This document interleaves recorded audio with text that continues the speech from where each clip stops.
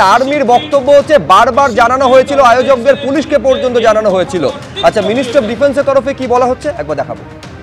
Local military authority है कलकत्ता में army का, वो किसी भी प्रोग्राम का मैदान एरिया में किसी भी प्रोग्राम के लिए तीन दिन का परमिशन दे सकता है। ये एज पर सुप्रीम कोर्ट का डायरेक्टिव है, ठीक है। इसके बियॉन्ड परमिशन अगर चाहिए हो तो मिनिस्टर ऑफ डिफेंस से लेना पड़ता है। ये परमिशन बिगिनिंग ऑफ अगस्त में दिया गया था करीब 3 दिन के लिए, बट ऑलमोस्ट अब 1 महीना होने वाला है और ये रिमूव नहीं किया गया है। तो आर्मी ने इनको कई बार रिमाइंडर्स भेजे और उसके बाद फिर पुलिस को बताया, जब ये नहीं हटाया गया तो पुलिस को बता के फिर आर्मी इज रिमूविंग इट। সেনাকে অপব্যবহার করছে বিজেপি, এই অভিযোগ করেছেন মুখ্যমন্ত্রী মমতা বন্দ্যোপাধ্যায়। আমি শোনাতে চাইবো আপনাদের মুখ্যমন্ত্রী মমতা বন্দ্যোপাধ্যায় ঠিক কি বলেছেন, কিভাবে গোটা এই সেনার বিরুদ্ধে অতি সক্রিয়তার অভিযোগ, তার পেছনে বিজেপির হাত রয়েছে বলে অভিযোগ মুখ্যমন্ত্রীর। কি বললেন মমতা বন্দ্যোপাধ্যায় দেখুন। আমাদের মাইকের কানেকশন কেটে দিয়েছে, স্টেজ ভেঙে দিয়েছে, আপনারা দেখতে পাচ্ছেন। প্যান্ডেল আর্মিকে দিয়ে খুলিয়েছে। আমি যখন এখানে আসছিলাম আমার আর্মির বিরুদ্ধে কোনো ক্ষোভ নেই, তার কারণ we are proud of our army. কিন্তু আর্মিকে যখন বিজেপির কথায় চলতে হয় তখন দেশটা কোথায় যায় সেটা নিয়ে সন্দেহ জাগে।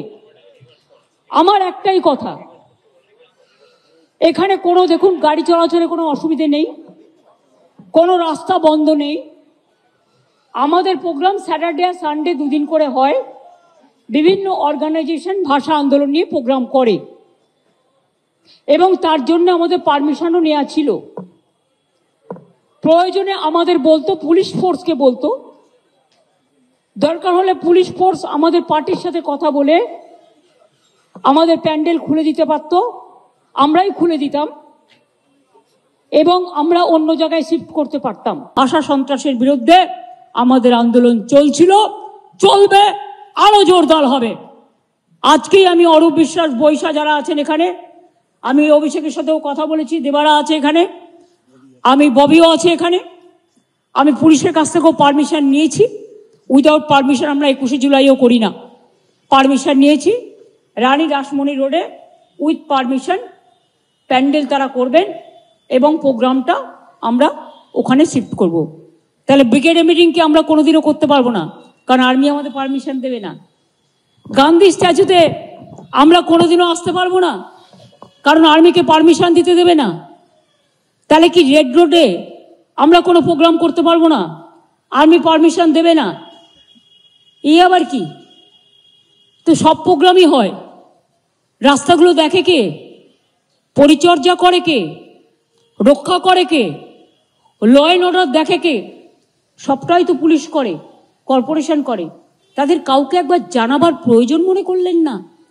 এমনকি আপনাদের সাথে তো best of relation with youth and sports minister, কেন করলেন না, জানালেন না?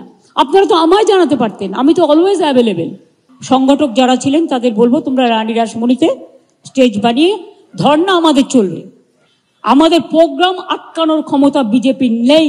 আমি আগামীকাল বেলা 2টো থেকে 4টে সব ব্লকে ব্লকে, সব ওয়ার্ডে ওয়ার্ডে, সব জেলায় জেলায়, সমস্ত পঞ্চায়েতে পঞ্চায়েতে আমি প্রতিবাদ মিছিল ভাষা সন্ত্রাসের বিরুদ্ধে। আর আমাদের ভাষা সন্ত্রাসের বিরুদ্ধে যে মানে স্টেজ ছিল, আমাদের যে ধর্ণা মঞ্চ ছিল, সেই মঞ্চকে ভেঙে দেওয়ার প্রতিবাদে এদের প্রোগ্রাম চলবে। আর রানী রাসমণি রোডেও কাল সকাল থেকে প্রোগ্রাম শুরু হবে, আজকে স্টেজটা বাঁধার পর।